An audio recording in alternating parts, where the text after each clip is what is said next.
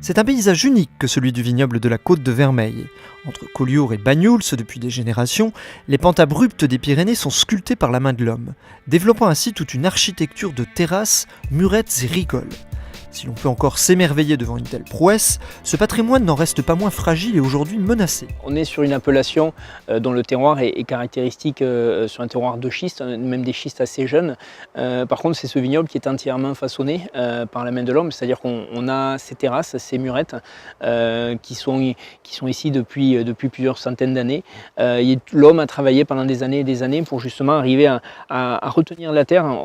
Les vignes sont posées sur la roche-mère, c'est-à-dire qu'on a très peu de sol, et le fait de créer ces murettes permet justement de retenir des éléments un peu plus fins et faire en sorte que la vigne puisse se développer, alors essentiellement avec un enracinement assez horizontal et dès qu'elle peut descendre en profondeur, mais grâce à ces murettes, voilà, on retient les sols et on peut travailler sur le vignoble. Alors, ces murs ont été faits il y a très longtemps par les anciens.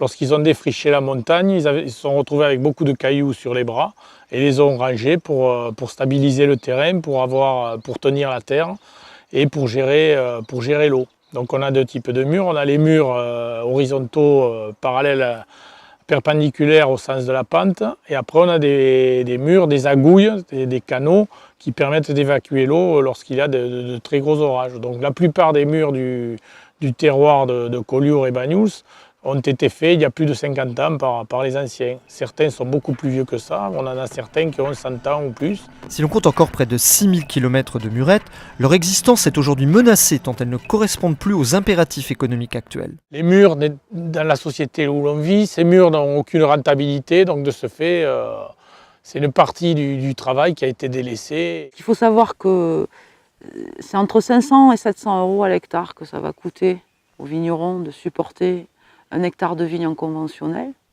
avec une production de toute façon qui sera entre 22 et 30 hecto-hectares. Mais ça va coûter entre 2000 à 7000 euros. Donc une vigne comme ça, travaillée tout à la main, avec l'architecture complexe de murettes et en la préservant, le surcoût va être entre 4000 et 7000 euros à l'hectare. Avec une perte de rendement de 30% pendant environ 5 ans. Donc du coup, c'est très compliqué que le vigneron tout seul puisse l'assumer. Au-delà de l'aspect purement financier, le savoir-faire nécessaire à l'édification de ces murettes s'est petit à petit raréfié avec les années. Il y a tout un savoir-faire entre les pierres les plus grosses qu'on va trouver en haut, des pierres intermédiaires qui vont être derrière pour drainer l'eau, pour éviter que le mur s'effondre, et ensuite des pierres pour finir de retenir la terre. Donc il y a tout un savoir-faire qui est historique et que l'on continue à pérenniser quand on peut le faire, évidemment. Aujourd'hui, on arrive à un stade où on n'a pratiquement plus personne qui soit capable de faire des murs correctement. Si d'autres techniques de culture de la vigne existent aujourd'hui, les terrasses, murettes et autres agouilles sont autant d'éléments essentiels à la préservation de ce vignoble et à la production de vins de terroir.